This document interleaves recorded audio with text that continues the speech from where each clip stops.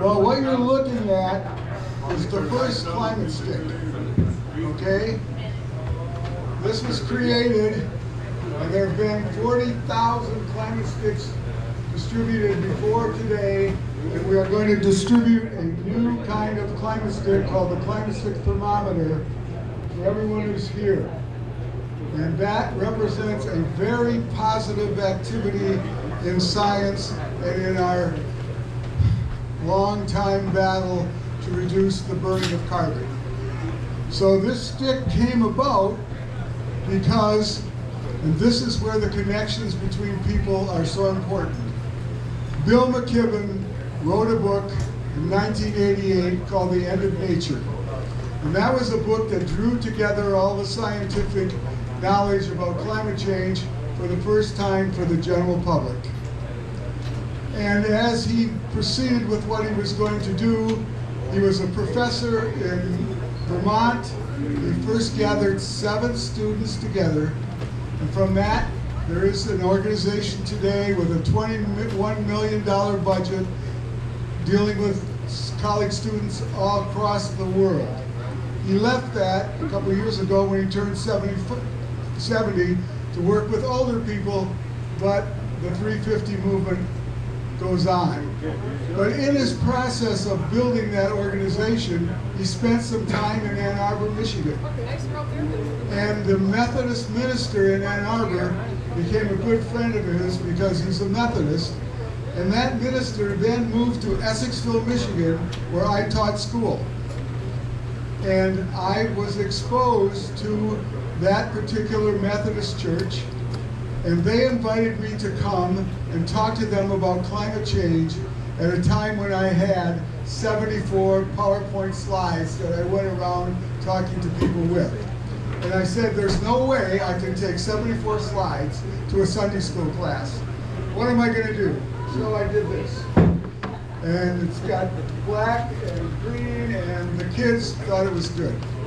2 weeks later, Bay County was going to consider voting to have a 3rd coal plant at the mouth of the river. Terry Miller and one other Democrat opposed it. All the other Democrats, all the Republicans said, that 3rd coal plant is something we need. And we said, that is ridiculous. And the fact of the matter is, that coal plant was never built.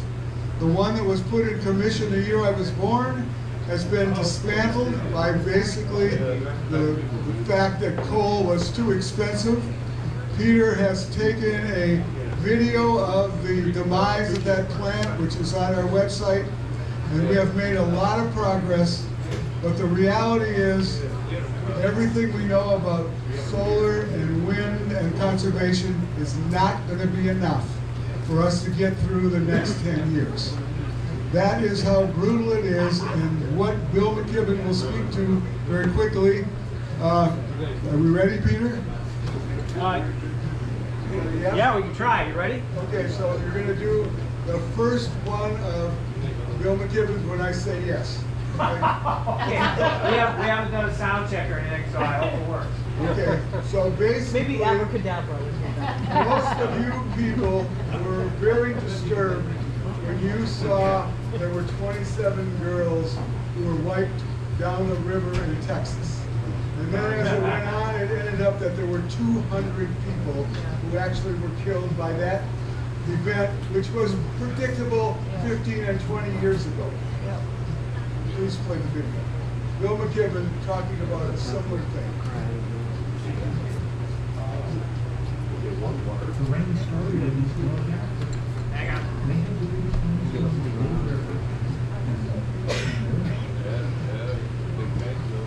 The most intense rainfall was in Libya.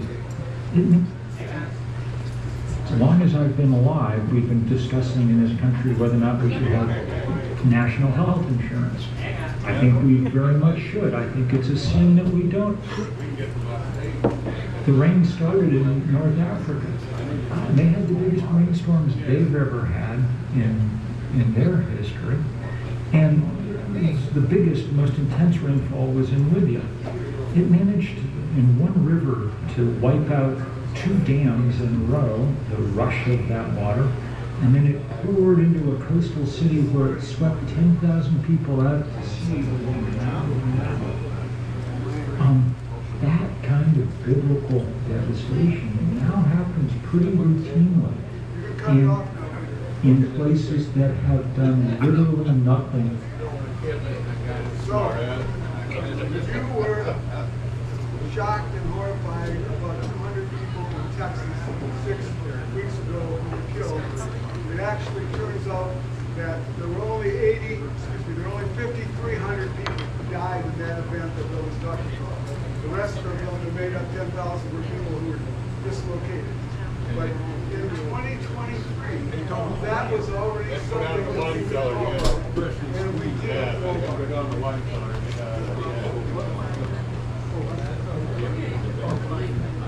No, it's okay.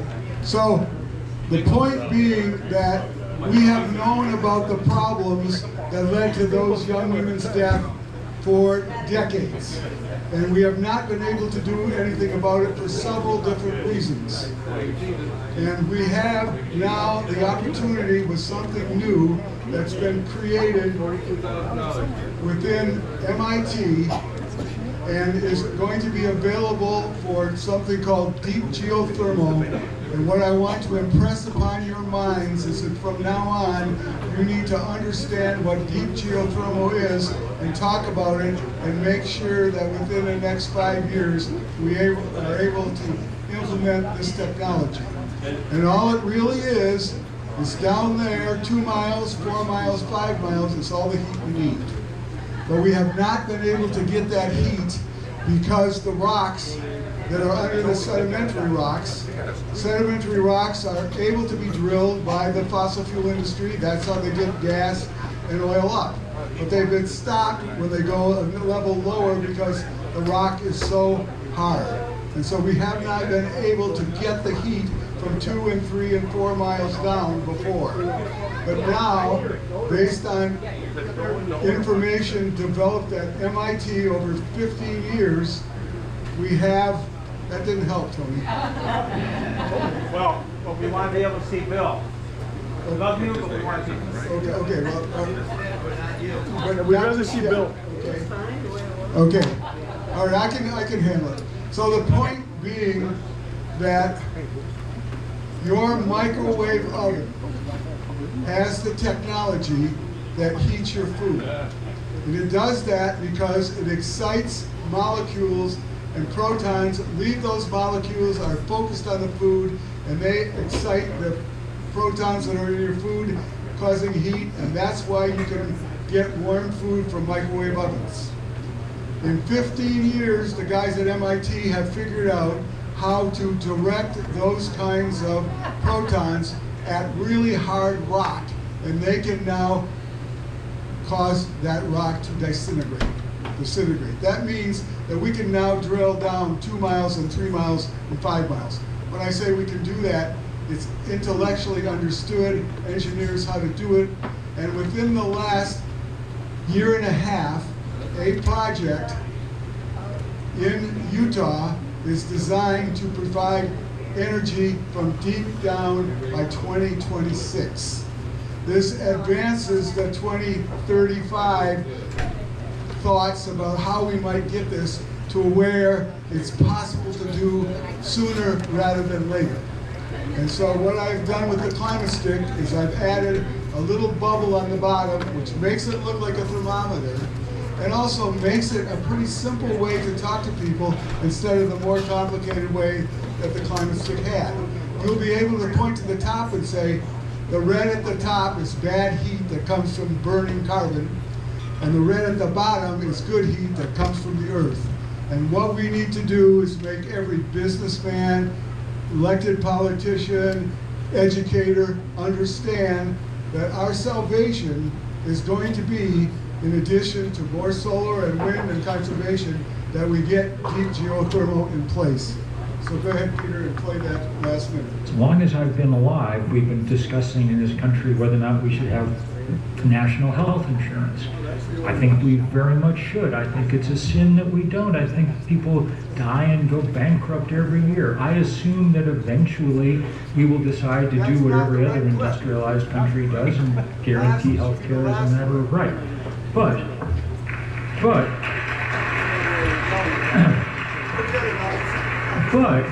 it won't make it harder to do it because we delay. It won't add some set of obstacles because we didn't do it in the past. Climate change isn't like that. Once you've melted the Arctic, nobody has a program for how you're going to freeze it back up again. And so the need to move with extraordinary speed was underlined a couple of years ago by the Intergovernmental Panel on Climate Change, which gave us the best set of numbers and deadlines possible. They said we need to cut emissions in half by 2030 to have some hope of staying on that rough pathway that we set out in Paris in those climate talks some years ago. Peter, I apologize to you. You do have the right one. That's what I wanted you to hear. Bill McKibben said that by 20... Microphone, Pat. What Bill McKibben said there is by 2030 we need to have things changed. And all the wonderful solar and wind that we have can't allow us to do that. But we can do it with deep geothermal. The knowledge is there within a select group of engineers and business people who are working at experimental ways to create these plants. And what we need is a general popular uprising that says bad heat at the top, good heat down in the earth, and we need deep geothermal to get it. That's the message. And I have a piece of paper for you to take with you, a card that you can put in your wallet that gives you the details and has our website. Our website has been completely redone so you can get the information about this, and we'll continue to get your information about this. And what I want you to do is take 2 cards, 2 pieces of paper, and 2 of the new climate sticks so you can give it to somebody you know should have been here and explain to him or her, and of course, learn it yourself so you can explain it to them. But fundamentally, from this point on, everyone here should think about this deep geothermal as something real, and when you're convinced that it is, then you can join us and try and get the companies, the politicians, anybody to say, we need to have this, and we need to have this now. And of course, now means 2 or 3 years in the future because of what's needed to be done. So please take 2 of the folders, 2 of the cards, and 2 of the climate sticks before you leave. That's it.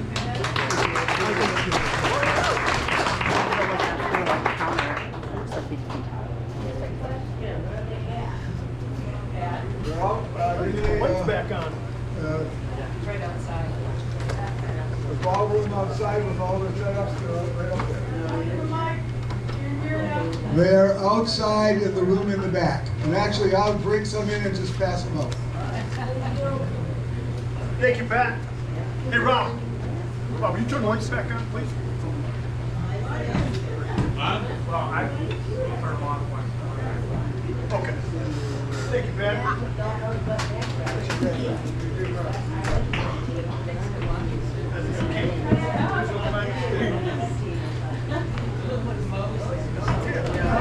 Thank you, Patrick Rase.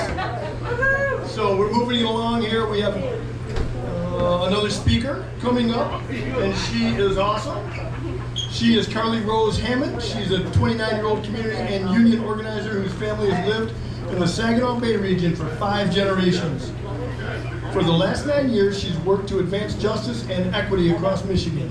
From organizing a shutdown of Lansing state legislative session to demand clean water for Flint, to coordinating advocacy groups to make the rich pay their fair share in taxes. She's organized 2 of her workplaces, serving as a bargaining representative and steward.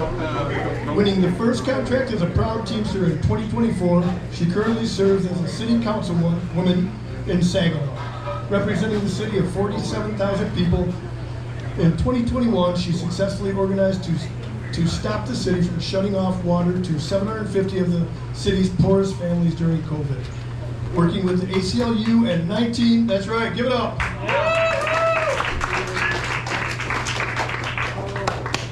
Working with the ACLU and 19 other civil rights organizations to win a water shutoff moratorium that lasted for 2 years. She works tirelessly to get progressives elected up and down the ballot. She sure does. She trains others to run for local offices and win, working to usher in new leaders who are ready to challenge and defeat the status quo.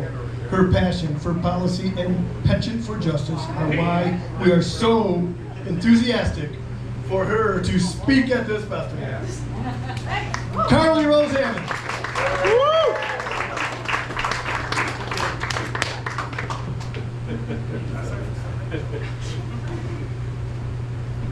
I appreciate it. Thank you to Tony and for everybody for organizing this event. I got a text and a call and an email and then more emails and then texts and then calls and then texts. So that is the hallmark of a good organizer. And if I had as much in every organizer the spirit of getting it done early, getting it on people's calendars, and then making sure it runs without a hitch, listen, we would be in the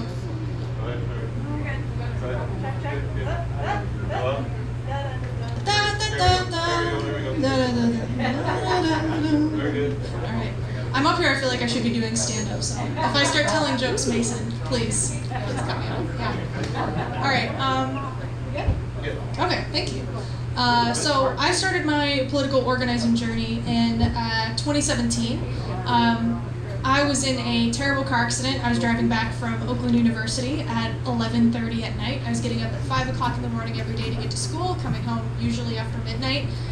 Hit a patch of slush with some bald tires and spun out. And I lost control completely of my car and my life for about 6 seconds before I was knocked unconscious when the car rolled over the ditch. And in that moment, I knew that I had to make a change. I'd been living somebody else's life. I'd been living in somebody else's shoes. I didn't recognize my classmates. I didn't recognize where I was. I didn't recognize the country that had just elected a new president that, man, I felt like I had seen it coming, but I also felt completely powerless to stop it. Just like I felt powerless facing down climate change, just like I felt powerless facing down the issues in my community that it seemed like everybody brushed under the rug. And what I'm here to talk about today, the Ratepayer Bill of Rights, means so much to me because I've seen what happens when government fails. And government is a continuous rolling ball of failure, as most people in this room know, as we know to experience it. But also, when we see it fail so spectacularly, especially in the case of Flint, Michigan, who are our neighbors and our brothers and our sisters, we know that something needs to change. I started showing up in Flint in 2017, about 3 weeks after my car accident, because I felt it was where I needed to be. I learned the words organizing, I learned the words political activism. I learned the words event planning and protesting, and all of those words came down the line after just starting to show up, just like all of you are right now. And what I learned was that without power, nothing gets done. I organized marches all the way up to City Hall, and then they locked City Hall. I organized phone banking and letter writing campaigns, and then they cut the phone lines. I organized people to show up in Lansing and shut down the state legislative session with protest. And that protest was successful, not in the way that any of us had planned, but we did end up shaming Nestle into donating 9 million bottles of water to the city of Flint. But it wasn't even the outcome that we were necessarily going for. It just ended up happening along the way. And so, when good people don't show up, bad things happen. When good people don't show up, when they stay home, bad things are allowed to continue. And without holding and wielding that power, we can never hope to stand up against the corporations who poison our water and the politicians who let it happen because they get a campaign check at the end of the day, right? Yeah. So, Ratepayer Bill of Rights is ensconced in the idea that as ratepayers, as people in this system, water is a right. Water is life. And when it gets taken away, or in the case of the state of Michigan, fun fact, it is the only kind of bill that you pay that if you don't pay it, it rolls as a lien against your home. Goes on your property taxes. So what I saw in Flint, part of the story of why that city was poisoned is also the story of Detroit and how they kicked out 25,000 of their poorest residents. It was because the emergency managers knew the law, wrote the emergency manager law by Rick Snyder in such a way that allowed them to raise water rates, hike them up 25% in a single year, 30% the next year, 40% the year after that. And when people couldn't pay them, rolled them onto their property taxes, foreclosed their homes, and mass moved poor people out of their own neighborhoods that they had lived in for generations. And when that started happening in Saginaw, when I saw 750 families on the docket to have their water shut off in the middle of COVID, I knew what it was about. Because water is never just about water. It's about control. It's about property. It's about power. So, in the state of Michigan, we need extra protections. In the state of Michigan, politicians have been able to run over our poor communities using water as a tool to exploit people. And in the city of Saginaw, I have the great honor of being on our city council. The city of Saginaw has one of the only municipally owned water utilities in our area now. It is some of the highest quality water. I vote every other week on every single line item that is spent on our water treatment plant, above like $2,000. Ooh, cat-like reflexes. Thank you. I'm good. But where we don't have that oversight and where we don't have that attention to detail and quality is organizations like Great Lakes Water Authority. Privatized water, privatized utilities. Utility companies that come in day after day after day, taking more and more from us. And man, boy, have I never seen a return on investment better than a campaign check from DTE. Oh boy, that you really get a return on investment for that one. And I want to talk to you guys about what's in the Ratepayer Bill of Rights and how it protects us. And then I'm going to lead into some of the political solutions, what I'm seeing people work on at the very end. My copy, in Ratepayer Bill of Rights, it's not, if you Google it, it'll come up with a few different options, all of the same flavor. But when people say Ratepayer Bill of Rights, it's based around between 5 and 10 tenets that have been worked on and they're edited to pay attention to each state's needs and each community's needs. So I'm going to read some of them for you here. And if it sounds kind of simple, it's because it is. Number 1 is the right to fair and reasonable rates. Seems about right. Utility rates must be just, reasonable, and transparent, reflecting the actual cost of providing service without profiteering, putting ratepayer impacts as the top priority, right? How many times do we see a bill go up and we're like, what is that even for? I have no idea. Supposedly we have oversight here in Michigan. We have boards and commissions and committees charged with regulating them, and I'm seeing some people who are familiar with those committees just give a little wistful smile because we all know at the end of the day who they're staffed by and who often they privilege in those conversations. Number 2 is right to reliable and safe service. In Saginaw and in the Saginaw Bay region, our service has been it's been all right, but I look downstate and I see some of the service interruptions. I lived in Royal Oak for a year and a half, and I went 5 days without electricity. I got a, what was it, maximum $25 credit towards my bill. That's the maximum for everyone. I had a local business owner a couple blocks away from me who owned a trading card store. All of his trading cards were got too damp to be able to sell because there was no humidifier running, or dehumidifier running, there was no AC. And those are the people who end up paying. Number 3, right to transparent and accurate billing. Bills must be clear and itemized, showing energy usage, fees, and taxes with no hidden charges. This is another tool that was used against Flint residents and Detroit residents. Suddenly they switched to electric water meters. Hey, we're saving money. We don't have the old utility meter readers anymore. Suddenly people are getting charged thousands of dollars that they have no idea where it came from. And again, those bills went unpaid, went onto their property taxes. Number 4, right to fair disconnection protections. Utilities have to provide, at least 30 days notice and at least 3 contact attempts before disconnecting service and offering a percentage of income payment plan to struggling customers. And also, we're not disconnecting households during the hottest months, the coldest months, during extreme weather, medical emergencies, or public health crises, or if they have a demonstrated financial hardship and they're seeking assistance. And this is exactly the point in Saginaw that I stood up and said, no way, no how, in 2021 with my community. Not during a public health crisis, not towards our poorest families, and not while we're waiting for state aid to come through, which it did, that was aimed specifically at helping those people pay their water utilities during COVID. Number 5 is right to energy assistance and efficiency.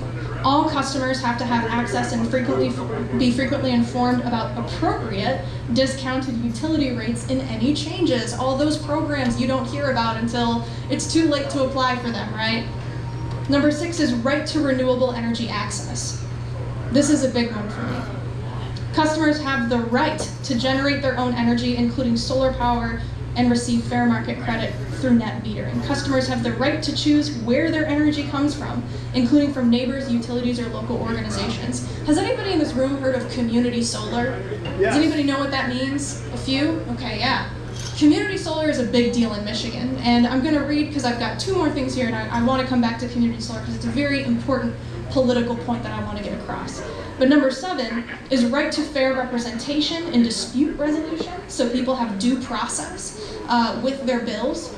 Number 8 is right to public participation and engagement. Transparent meetings in front of the public. Again, I was in Flint while they were forced into a 30-year master agreement with Gleewa, which is an authority. And as an authority, they don't have to abide by the same kind of open meetings rules in general and the same kind of procedures to check all their transactions as other public institutions. There's been some legislation to regulate that in the meantime, but all in all, they hire a CEO and they are not accountable to the public in the way that an actual municipally owned utility is. Now, community solar.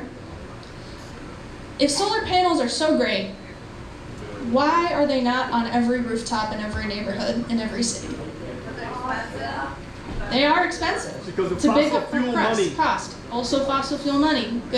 Good, very good answers. Now, utilities won't connect to the grid for me. Because the utilities won't connect to the grid for you. That's a very good answer. That's somebody who knows what community solar is about. So, there is a problem when it comes to putting solar on every rooftop, and it is cost.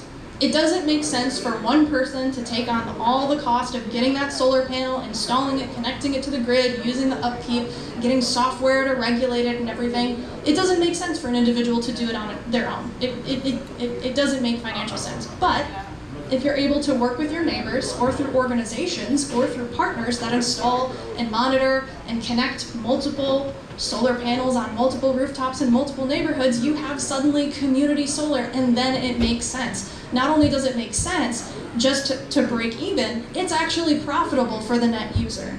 And guess who is against that?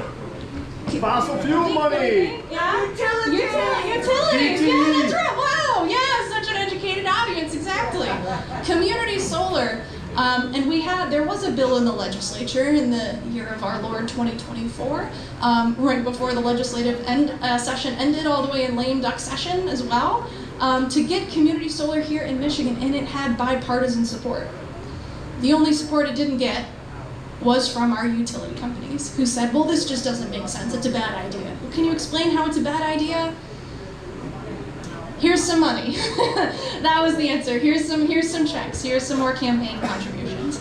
And the unfortunate reality is that money talks and money walks. And money walked away from the citizens' needs in Lansing, as they so often do. It's a very big problem. So community solar is a continued fight. It's something that does have bipartisan support. You had you had Republicans out there co-sponsoring, like Ed McBroom, right? Co-sponsoring community solar, and somehow we still couldn't get it done in Lansing. So there's a couple things. I've said some gloom and doom stuff here today. I've done some education, I've talked some stories, but the good news is that, number one, people are fighting back and they haven't stopped. Look around you. There's a lot of people in this room who are connected to amazing organizations that have been continuously doing amazing work. The second thing is that, man, do people really hate money in politics? Like, there's been so much research and there's been so much work and information and education done and put out there into the ether about how it's affecting our communities every single day, that no matter who you are or your background or who you vote for, honestly, each party now is trying to establish themselves as anti-billionaire. Isn't that convenient? Isn't that nice? Who's more anti-billionaire than the other? But the underlying truth and the power in that realization is that everybody feels the same way. Everybody knows what it means when big corporations are writing big checks to campaigns, right?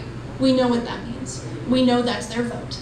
So, a couple things I'm going to tell you about. Number one, if you're interested in community solar and helping out the effort to build out community solar, help to build out the Ratepayer Bill of Rights, there is a board standing up back there which says, what rights do you, as a utility ratepayer,